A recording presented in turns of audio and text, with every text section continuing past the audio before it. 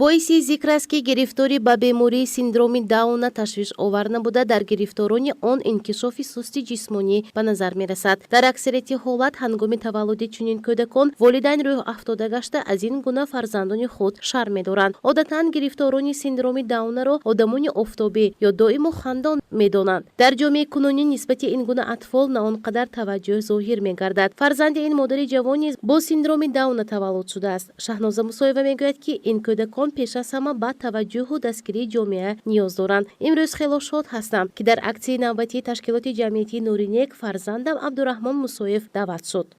من مینداری خود را به تشکیلات نوری نک بیان نموده با آنها با کارهای پیشینشان کارهای موفقیت آرزومندم و به من این تشکیلاتی که من فرزندی مرا زیبا کرده مانده من مینداری خود را بیان میکنم.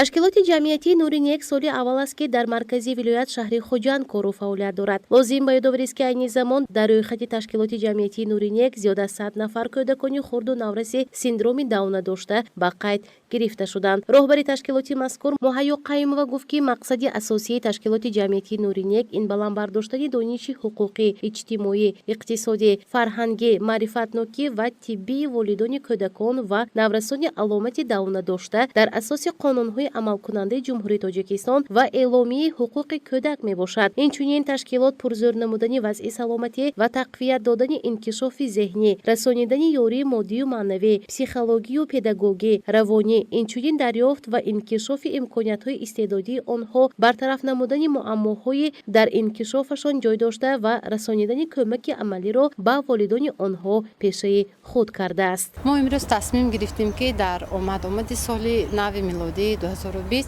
барои кӯдакони маъюби синдром дауна бахусус ва дигар кӯдакони маъюбиятдошта тасмим гирифтем ки имрӯз як чеҳраи идонаи солинавиро ба онҳо пешниҳод намоем.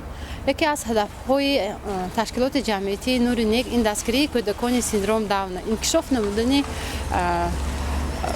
рушди онҳо мебошад. ва имрӯз мо мехоҳем ки ҳаёти онҳоро дигаргун намоем, зиндагии онҳоро рангинтар намоем. дар оянда ташкилоти ҷамъиятии Нури нек нақшаҳои зиёд дорад. мо мехостем мутахассисони соҳаи нутқ ва равоншиносонро аз давлатҳои ҷумҳурии Ӯзбекистон ҷамъ намуда баҳри рушди кӯдакон саҳми худро гузорем. коршиносон тавсия медиҳанд ки волидайн ба ин гуна кӯдакон ҳамеша таваҷҷӯҳи хоса зоҳир намоянд. баргузории ин гуна аксия чорабинихои имкон медиҳад ки хотираи ин кӯдакон мустаҳкам гашта барои кӯдакони хуршедӣ нуру зиё ва хушбахтӣ эҳдо намояд. гузориши Парвин Аҳрор ва Нодирин Насимзод барои барномаи иттилоотии Паёми рӯз.